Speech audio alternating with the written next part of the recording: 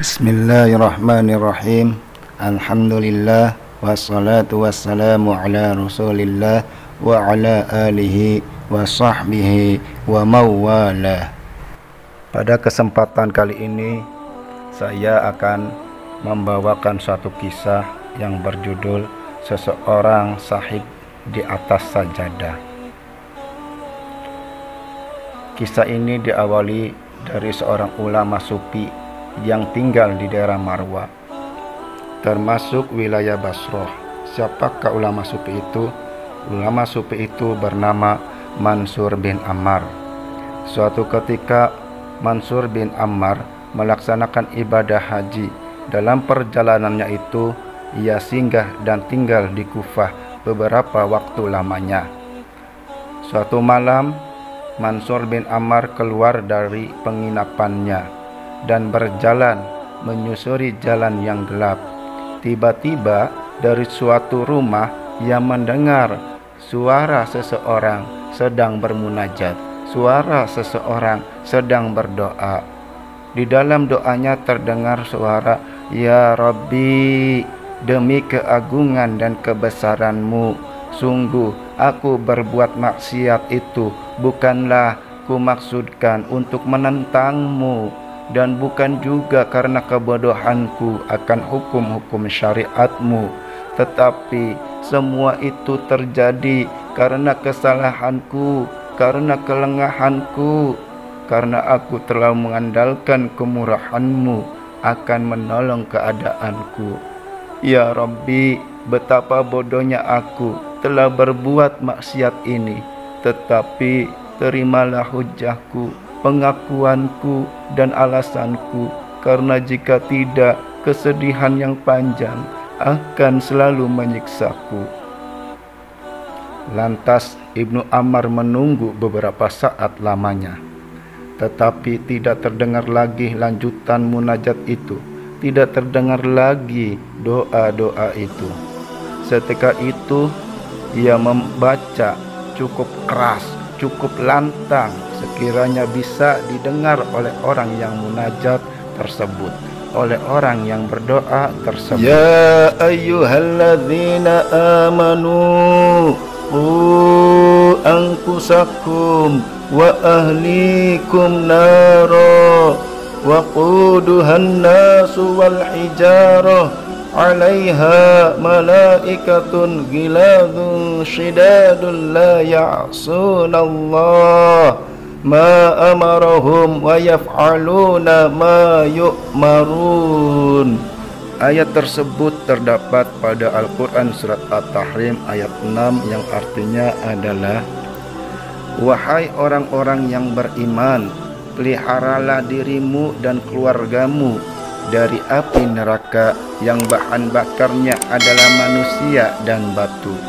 Penjaganya adalah malaikat-malaikat yang kasar, malaikat yang keras dan tidak mendurhakai Allah terhadap apa yang diperintahkannya, dan selalu mengerjakan apa yang diperintahkan Allah kepada mereka." Setelah membaca ayat tersebut, Ibnu Ammar mendengar suara jeritan keras serta seruan yang menggetarkan, tetapi setelah itu ia tidak mendengar suara apapun. Karena itu ia berlalu pergi dan kembali ke penginapannya. Keesokan harinya Mansur bin Ammar kembali melewati rumah itu, dan ia mendengar suara ratap tangis seorang wanita di dalamnya. Beberapa orang tampak datang melayat bertakziah karena ada yang meninggal di dalam rumah tersebut. Ia mendengar beberapa percakapan, dan wanita yang sedang menangis itu berkata, "Sesungguhnya putraku ini sedang sholat tahajud, qiyamul lail tadi malam. Setelah selesai bermunajat kepada Allah, tiba-tiba terdengar suara di luar rumah yang melantunkan ayat tentang ancaman neraka kepada anakku. Mendengar ayat tersebut, anakku langsung kejang dan ia meninggal. Semoga Allah tidak memberikan pahala kepada orang yang melantunkan ayat tersebut." Lantas Ibnu Ammar sangat terkejut mendengar perkataan tersebut. Ia segera pulang dan menangis penuh penyesalan. Tidak disangkanya kalau ayat yang dilantunkannya itu menyebabkan pemuda, yakni putra sang ibu itu, meninggal. Mungkin kalau didiagnosa secara medis sekarang ini bisa dikatakan terkena serangan jantung. Rasa terkejut dan takut yang begitu mendadak sehingga jantungnya berhenti berdetak. Ia terus-menerus bertobat kepada Allah agar atas kelancangannya membacakan ayat sehingga menyebabkan kematian orang lain. Pada malam harinya Ibnu Ammar bermimpi bertemu dengan seorang pemuda dalam keadaan yang sebaik-baiknya. Entah kenapa ia mengenali pemuda itu adalah yang meninggal karena lantunan surat At-Tahrim ayat 6 yang dibacakannya. Padahal ia belum pernah bertemu atau mengenal dia sebelumnya. Seolah ada bisikan gaib yang memberitahukan hal itu kepadanya. Ia berkata kepada pemuda itu, "Bagaimana Allah memperlakukan dirimu, nak?" Pemuda itu berkata, "Allah menganggapku sebagai syuhada, sebagai mati syahid, sebagaimana para syuhada di perang Badar." Ibnu Ammar menatap pemuda itu penuh ketakjuban sekaligus keheranan. Ia berkata, "Bagaimana bisa begitu?"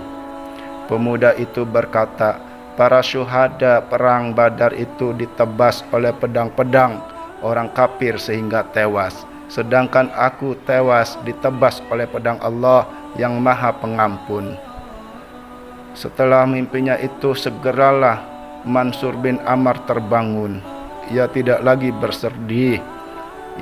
lagi bersedih, justru bahagia karena telah menjadi jalan bagi pemuda itu memperoleh derajat syahid di sisi Allah.